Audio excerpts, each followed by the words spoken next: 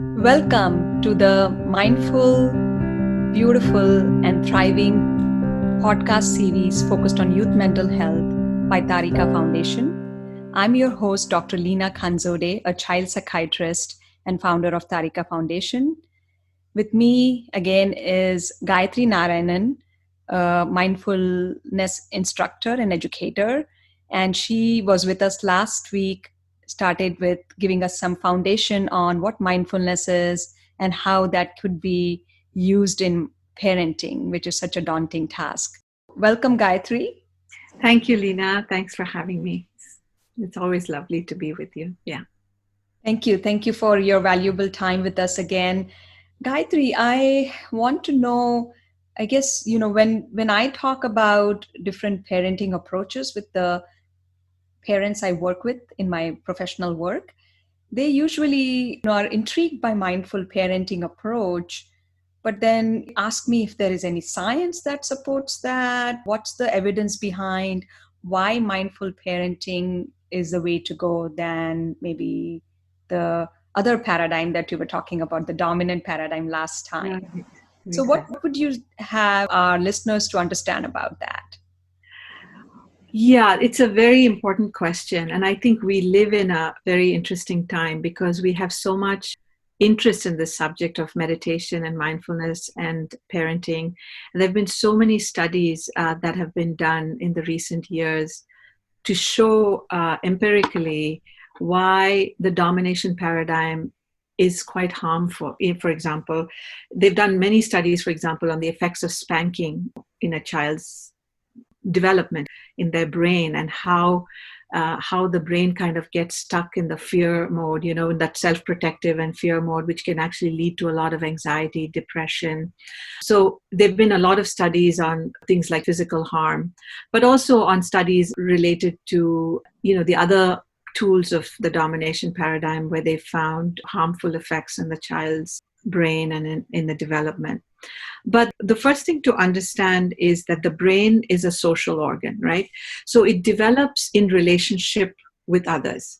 So for example, a child, when a baby is born, only 25% of the brain is developed when a child is born, when a baby is born, right? And the brain grows to 90% of the capacity, 90% of the growth happens in the first 5 years of life. So there's a lot of neural connections being formed in the brain in those first years. They're very formative years. And the way those connections are made are based on the experience of the child that comes in relationship with the caregiver, right? So whether the child sees the world as a friendly place, as a place where he or she can trust people, trust the caregiver, feel safe, right? So all of those formative things happen in the first 5 years of life, based on their experience with their caregiver. Mm-hmm. And again, and it continues to grow all through life, and it grows to its full maturation around the age of 25. So it's really, even all through the teen years, the brain is developing. There's, so all the three parts of the brain, like, when you think of the brain, there's a beautiful model offered by Daniel Siegel, where he uses the fist. So if you kind of put your thumb in the middle and close your four fingers over the thumb, and you hold your hand up like that, you can think of this as a model of the brain, right? So if you think of the wrist and your hand as the brainstem, so that's the part of the brain which is the most developed when a child is born, right? So that part of the brain is almost fully developed, and that's responsible for things like circulation, hunger, all the self-protective, basic functions of respiration. All of that is centered in the brainstem. And then you've got the middle part of the brain, which is where the thumb is. So if you think of the thumb as the amygdala, which is the alarm center of the brain, and that's the part of the brain that tells you, oh, there's a danger, there's fight, flight, freeze, right? So that's the part of the brain that's responsible. The middle part of the brain is responsible for all your emotional life and development. So the first 5 years of your life, there's so much development happening in this middle part of the brain. So when a caregiver, when a parent is loving, is available for the child, is supportive, is empathetic, that part of the brain grows with the assumption that the world is a friendly place, that I don't need to be afraid, right? And so, all these stress hormones like cortisol and all of that, like it kind of is used it's much more regulated. So when you feel stressed, the cortisol is released in the body, in the brain. And then, when the threat is no longer there, it kind of subsides, right? But if you grow up in an environment of fear and, shame and threatening, what happens is that the brain kind of gets stuck on the on button and it's not able to regulate. And it feels like it's always under threat. And that's why, we find children developing things like anxiety and, long-term stress, things like PTSD, and all of that comes when that part of the brain kind of gets stuck in the fear mode. The middle part of the brain is not able to regulate in a healthy way. And then you have the higher part of the brain, which is like if you close your four fingers over the thumb, you can think of this upper part of the brain as the prefrontal cortex and other higher functioning parts of the brain, which are responsible for things like decision making, self-regulation, executive functioning, logical thinking, compassion, mindfulness, creativity, all of those beautiful, wonderful human qualities that we have that separate us from the rest of the animal kingdom. Those all kind of reside in this upper, in the prefrontal cortex of the brain. And so what we want when children are growing, we want that part of the brain to be high functioning. We want them to be able to access that part of the brain. And when you're in the fear mode, when you're in the middle part of the brain, you don't have access to those higher functions. Like, so Dan Siegel says you flipped your lid, it's kind of like that. Those four fingers are open and you're kind of stuck in the middle, in the frightened part of the brain, in the self-protective part of the brain. I have also heard about this description, like the emotional brain hijacks your logical brain. Correct. It's a That's beautiful similar to what word. you're talking about. Exactly. It's a beautiful phrase, hijacked, literally, like the brain gets hijacked. And when the brain gets hijacked, when you're in the self-protective frame of mind, you don't have access to to being able to think clearly, to make wise choices. You don't have access to that logical part of the brain, the compassionate part of the brain. So you lose that. You literally flip your lid. And so as a parent, if you understand that this is actually what's happening in the brain, and that in the first 5 years of your life, the child is actually developing that self-regulating capacity, which is why you find younger children having things like tantrums, right? When they get overloaded, when they get emotionally overwhelmed, you'll just see them lying on the floor and kicking and screaming and crying. And if the parent understands that, hey, okay, this is what's actually happening in a 5-year-old, their brain is still developing. I need to be there as a source of strength, as a source of support, as a source of compassion, empathy, and to be there for them so that you can help them regulate and re-engage their higher brain and come back. And then you can teach them what you need to teach them. And that way they can learn because the higher part of the brain is engaged. They can understand, they can learn. But if you try to teach them when they're in that dysregulated state, they're not learning. They're not able to learn, right? And usually what happens in the domination paradigm is when you see a child having a tantrum, you just send them off to their room and say, okay, now go to your room, you're punished, or timeout, And so that kind of puts them in even more of a fear mode. And the child feels very, very unsafe in a situation like that. So so when you offer empathy and when you help your child feel felt, what happens is all the three parts of the brain get very nicely integrated. It's about how the connections between those three parts of the brain are formed. So, the lower brain, the middle brain, and the higher brain all get integrated, and the neurons are all connected in a way where the brain can actually regulate, can think, can function in an optimal way, and it's not stuck in the self-protective fear kind of mode. So mindful parenting actually offers the tools to help us do that. It helps the tools that help us connect, that help us empathize, that help us stay present, so that we can also be present for these big emotions when the child has them, right? So that's where this parenting kind of helps. It kind of supports healthy brain development, if you want to think about it that way. And there's a lot of science that shows us that that is the case.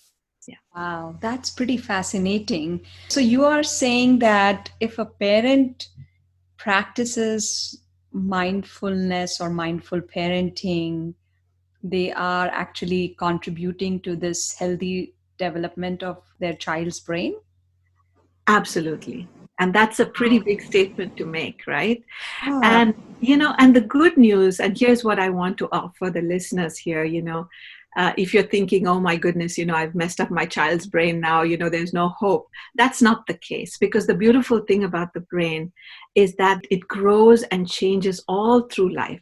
There's neuroplasticity. So that's a very hopeful aspect of our lives, that no matter what kinds of hurt we've experienced, what kinds of trauma we've experienced, there's always that potential and opportunity to rewire the brain and to recreate new patterns and new habits of the mind. And that's where practices like meditation helps. And you can always heal your relationship with your children and create a new relationship. And the brain also rewires accordingly. So we are a very, very resilient species. And that's one of the beautiful things about the human brain. We can always learn, we can always grow, and we can always change those wirings and create new habits of mind. Yeah. So, Gayatri, let me ask you a follow-up question. Mm-hmm. So, are you saying that if I am being mindful about, my child's situation and what's going on for them in terms of their feelings, and then I'm looking inwards in terms of my feelings, and I'm choosing a response based on that heightened awareness in the Mm-hmm. moment, is that what helps shape the child's brain development? Like how I'm responding is what's helping the child to learn to regulate their emotions? And is that how the wiring happens? Or is it that I'm being a role model for handling a situation in a particular way, and that's what they are learning, and that's how that change happens? It's both, right? Because it's both. And that's a wonderful question that you just asked. Because the thing is, the truth is that our children learn more from actually observing us, right? A lot, it's not so much what we tell them to do. Like if I can tell my daughter, you need to be kind, you need to be generous, you need to be loving, don't hit, don't hurt somebody else, right? But when she gets upset or if she's misbehaving or whatever, and if I resort to yelling and screaming and beating her or, using some of those approaches, then what she's learning is exactly the opposite, right? She's learning from my behavior. It's not about what I'm telling her. So it's really important for us to model the behaviors that we want in our children, right? So if we want them to be kind, we need to be kind. If we want them to be empathetic, we need to show them what empathy looks like, right? If we want them to be generous, we need to show them what generosity looks like, right? So that's definitely one part of it. But the other part of it is that when you empathize with a child, right? So when a child is having a difficult moment and the parent takes the time or the pause to connect with what is actually going on in the moment, and you recognize, oh, here's a child who's having a difficult time right now. They are sitting with their homework and they're not able to finish their homework. They're stressed about the deadline that's coming up tomorrow. And they're getting restless, they're getting agitated, they're snapping back at me. They're stressed. And I can see that in the body, I can see that in the tone of their voice, in their behavior. So in that moment, when you pause as a parent, you recognize that, that's what's happening. So what does my child need right now, right? So what are the needs that my child is expressing right now? The child needs support. They need reassurance. So even to say something like, hey, I can see that you're really feeling stressed about this homework that's due tomorrow. Is it difficult? Do you need some help? Can I help you with this, right? Or something like, don't worry, we can get through this. Do you need to take a break? Maybe I can get you a glass of water. Take a 5-minute break and come back to it. So all of those things, the problem solving that comes up when you recognize that this is what is happening, that's only possible when you yourself are present and mindful and notice what's happening with the child. And you're validating their feelings, right? You're saying, hey, are you scared? Are you worried that you're going to get a bad grade? Are you worried about what the teacher is going to say? So you can kind of connect with their worry, with their fear, with their stress. And when you connect with their feelings and needs, what happens with the child is that they're like, there's a kind of an internal kind of a sigh that's like, oh, mommy understands me. Mommy gets what's happening to me. And in that moment, there's actually brain connections that are going on because they are feeling felt, and their fear response actually goes down. And they are then able to re-engage their prefrontal cortex and connect with what's happening in their body and mind, because you're reflecting that to them. You're reflecting their feelings and their needs, right? And so that's helping those connections form between them, because they're in the lower brain, they're in the middle brain, right? When they're in that fearful, stressful mode. And when the parent is articulating the emotions and the feelings and needs, they are engaging this part of the brain, the higher part of the brain, because they're naming it, they're identifying it, they're recognizing it in their own body, because you're reflecting it for them. So the brain is actually forming those connections between all the three parts of the brain in that moment when you're empathizing with them. So that's how the brain develops those healthy connections between all the parts of the brain, just by this act of empathizing. Wow. Does that make sense? That makes much more sense. I think as a physician, I was, and especially like child psychiatrist, where we do kind of learn a little bit of neurology and neuroscience. I was able to understand it the first time you explained it, but I think now I understand it even more, and more so for our listeners who are, not all doctors or all not in the field of neuroscience. I think you explained it very beautifully with this example of just like homework being an example of source of stress, how that exchange of communication with your child by being mindful can be so empowering and can kind of facilitate this process of neuronal wiring and kind of the neuroplasticity being evolved, and how that actually helps with healthy brain development. Yeah. So it's beautiful because in a way what you're developing in the child is that capacity for self-reflection, but you're also teaching them the language of empathy, right? So they become empathetic, they become compassionate, they're able to identify those feelings in other people, and they're able to identify the needs of other people. So they become more compassionate as well. So you're not only helping them self-regulate, make better decisions, manage stress, but you're also creating humans of the future that are compassionate and kind, which is what we want in our world. What the world needs, right? Yeah. So we are creating the leaders of the future, right? We are creating the adults of the future. So in that sense, parenting is it's a big responsibility, and it's a form of activism if you want to think about it that way. Yeah. Because it's like you are doing the work for the future generation, for people to have healthy, happy lives in the future. Yeah. That makes total sense. So, Gayatri, thank you for giving us yet another understanding about why mindful parenting is so important.